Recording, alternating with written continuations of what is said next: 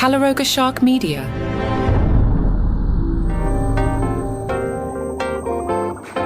Hi there, I'm Johnny Mac with your daily comedy news, a daily briefing on stand-up comedy, comedians, and the comedy industry, which is a sentence you might say if you were retraining the Spotify transcription algorithm. But we don't have time for that because Bert Kreischer is hosting New Year's Eve on CBS tonight. Social media star Haley Bailey will handle the East Coast celebrations. Then it's off to Nashville, and Bert Kreischer, who will do midnight Central Time. I will be asleep by then, but I'm sure it'll be wonderful. Dusty Slay is also part of tonight's telecast. Some other things you could watch tonight on CNN. It's New Year's Eve Live with Anderson Cooper and Andy Cohen. Your guests include Stephen Colbert, Sarah Sherman, Leanne Morgan, and BJ Novak. Over on NBC, it's the exciting Toast to 2025. Guest appearances include Jim Gaffigan, Tom Papa, Rob Riggle, and Wanda Sykes. If you're in Los Angeles, pretty good show at the Chinese Theater in Hollywood for New Year's Eve. Now, I saw an Eventbrite pushing tickets on Tuesday as I recorded this. So apparently this is undersold. It's New Year's Eve with Nikki Glaser, Iliza Schlesinger, and Patton Oswalt. Actually, it's called New Year's Eve with Nikki Glaser, Iliza, and Patton Oswalt. I assumed it's Iliza Schlesinger, but it doesn't actually say that. It says Nikki Glaser, Iliza, Patton Oswalt, Todd Glass, and more. 18 and up, a 2-item minimum. Doors open at 5. Parking is just $3 with validation. And the listing says lineup always confirmed, but subject to change. I wonder why we're keeping Iliza's last name a secret. Has she rebranded and I missed it? Patton Oswalt, Nikki Glaser, and Iliza last name can't sell out on New Year's Eve? That's odd. Ricky Gervais, he's got a new special out on Netflix. He says he would no longer make jokes at the expense of disadvantaged people and would do things differently on The Office if he could go back in time. Ricky was on Radio 4 and said, people understand most power struggles. They understand why racism, homophobia, and misogyny are wrong, but they're very disparaging about the working classes. It's the one thing that it seems to be fine to take the mickey out of with no blowback at all. As for The Office, he would change things. He has no regrets. He says, you're a product of your time. You do make things for people of your time. I'd put trigger warnings on things, but I wouldn't go back and change anything. Do I regret anything? No. Would I do things differently now? Probably. Ricky's specials always create controversy. He told The One Show, most offense comes from when people mistake the subject of a joke with the actual target, so it starts and they go, what's he going to say? And I tell the joke and they laugh. It's like a parachute joke. It's scary, but then you land and it's all okay. And I think that's what comedy's for, getting us over taboo subjects. They're not scary anymore, so I deal with everything. Did you watch Ricky's special on Netflix yet? I did not. I had to watch USC football last night. Saving Ricky for New Year's Eve. Filmed at the London Palladium. Spoilers. Ricky Gervais says it's great to hear this sort of laughter again because you probably don't notice it as much as comedians, but we had a really weird 10 years where we're really second-guessing jokes. People find anything offensive, but we push back and we won, so F them. Until the next time. They haven't gone away. They're just licking their wounds. They'll be back with something madder, but remember who it is next time, right? It's always these sort of educated, middle-class, privileged, elitist sort of people telling ordinary working-class people what they can and can't do and say and laugh, not realizing how important comedy is to ordinary people. Ricky Gervais, who's just a regular working-class bloke, he has an estimated net worth of $170 million. You may recall he co-created the show The Office, which has had numerous international adaptations, including one on NBC in the United States. Ricky one time played the Hollywood Bowl and made $1.75 million for that one performance, so he's just a regular old working-class guy. Ricky says there have been numerous attempts to get him canceled over the past 15 years, including from fellow comedians who criticize him for punching down. Ricky says, they've always failed. I'm too old now not to say what I want. I want to say and do what I want all the time. I want to do my favorite thing all the time. He explains the rise of cancel culture, saying there's still 2 ways you can raise your status in society. One, be competent in something, and like, oh, he's a good hunter, go with him, he's good for the tribe. The other way you can raise your status is to have virtue like, oh, he's not a great hunter, but he's wise or kind or whatever. And then with the advent of social media, people suddenly discovered they could just say they were virtuous, no evidence, no proof, just loads of flags in their bio. Ricky says he is not going to attend the Golden Globes.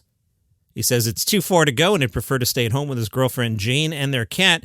Ricky, of course, a notable former host of the Golden Globes. Other famous former hosts include Tina Fey and Amy Poehler. And of course, that one time Joe Coy hosted the Golden Globes and told this awful, mean, horrible joke about Taylor Swift. As you know, we came on after a football doubleheader. The big difference between the Golden Globes and the NFL, on the Golden Globes, we have fewer camera shots of Taylor Swift. I swear. There's just more to go to here. Sorry about that. Whew, unbelievably harsh. No wonder she gave him the stare down. I mean, how could you even joke like that? after she walked through the room, arriving late somehow and then distracting everybody as she walked from the far side of the room to her table. And then Joe Coy drew attention to her. Ugh, uncool, dude. On Rob Shooter's Substack, which tends to be a little gossipy, not incorrect, but tends to be gossipy. I'm just familiar with it because I write for the Palace Intrigue podcast about the royal family, and Shooter comments on them a lot. It tends to be gossipy. He's saying Jimmy Kimmel's renewal is for 1 year, and then Jimmy's done. He said Jimmy signed the 1-year extension on purpose. It wasn't advertised that way, but everybody at ABC knows exactly what it means. This is his last lap, full stop. Shooter says network executives want to give Kimmel a graceful, celebratory exit after more than 2 decades of late-night dominance. Another source says the audience has shifted to streaming. Ratings have changed. Jimmy knows it's time. Internally, they're calling it his goodbye year. Everybody expects him to finish big. That would leave The Tonight Show with Jimmy Fallon as the last show standing. Everything old is new again. Now, I'm not sure I believe this next part. You know who Jimmy supposedly wants as his final guest? A source said he thinks ending with Trump would be the ultimate finale. One last laugh, one last headline. According to ABC insiders, May 2027 will be the end of Jimmy Kimmel's show. We'll see. Sarah Sherman told People that Bowen Yang liked her special and said, "This is so you." Sherman said, "You know what I mean? That's all you could ever hope for is you've created a project with all these amazing people who are also talented. As for SNL, it's a really intimate job. You get to know people really, really well, but you're creating work that fits a certain type of specific show. So sometimes you don't get to see everybody's true artistic selves. You know people interpersonally pretty well. You know people's comedic voices really well. But I don't know the extent sometimes of people's full artistic visions. And so much of the specials like I'm a living cartoon, and maybe that's a little bit of what the Sarah Squirm character is. It's like a living cartoon, but she's very much alive and made of flesh, bones, and skin and guts, and yeah. And that's another thing, the relatability of the special. I'm talking about things that everyone can relate to. I don't have some gross disease that 1% of the population has. I have the gross disease of having too much body hair. Tiffany Haddish stopped mid-set and turned on the lights at her recent comedy show. Tiffany shared a clip on Instagram. She heard a woman in the crowd call out to her, asking if her remember her. The woman yelled out, "I don't know if you remember, my name is Coletta Lewis." Tiffany went to the edge of the stage and said, "Turn the lights on." Tiffany said, "You saved my life. I'm where I'm at right now because of you." Tiffany said Lewis encouraged her and was among the first to believe in her comedy career. Haddish said Lewis gave her 2 choices for the summer after she was getting in trouble at school. Those choices, psychiatric therapy or the Laugh Factory comedy camp. Tiffany said, "Coletta, I am forever grateful God made you and you never gave up on me. Thank you."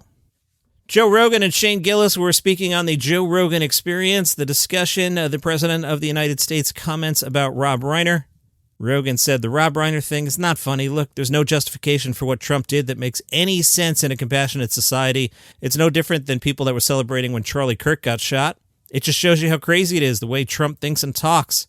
It's just like the guy got sliced up by his kid, you know? Anybody that doesn't see that and go, F, man.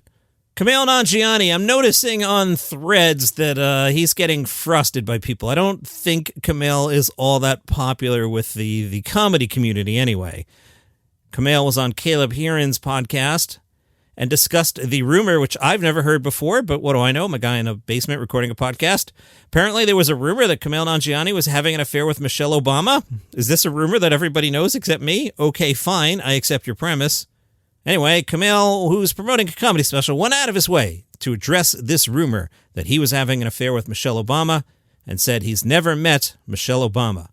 As for the rumor, I was so excited. My friend, our mutual friend, pulled Emily aside and was like, "Hey, I heard that Kumail and Michelle Obama are like doing it," and she was like, not even upset, but multiple people brought it up to me. So as the story goes, a mutual friend went up to a couple and was like, "Hey, I hear your husband is shagging Michelle Obama." Like, do you do that to your friends? Is that a thing people do? Like, you go up to a married couple and you go, "Hey, I heard your husband is shagging Jill Biden." Like, is that something that people do? Anyway, Kumail Nanjiani confirms he has never met Michelle Obama, which implies that they're not having an affair. I don't know if you could have an affair if you've never actually met. I'm not an expert in such things. I'm not having an affair. I've never had an affair. I've also never met Michelle Obama. I've been on a phone call with Jill Biden, who I'm not having an affair with. I just want to be clear. And I really was on a phone call with Jill Biden. I was producing an episode of a podcast called Pod is a Woman. You can find it somewhere. I digress. Kanye West made an appearance at Deon Cole's comedy show at the Hollywood Improv. At that show, Kanye West revealed he's working on a new album. Deon Cole shared the moment on Instagram, captioning it, "About last night, what a great time. Laughter and love wins again. Hollywood Improv." In the video, Deon Cole invites Kanye West to the stage, asks the crowd to give it up to a good friend. Cole asked, "You got anything we could look out for? No music, no shirts, sweaters, some boots?" Kanye West said, "New album," which drew applause from the audience. And that is your comedy news, light as it was for today. I will see you tomorrow. Oh, Happy New Year. Have a great night. I'll see you tomorrow.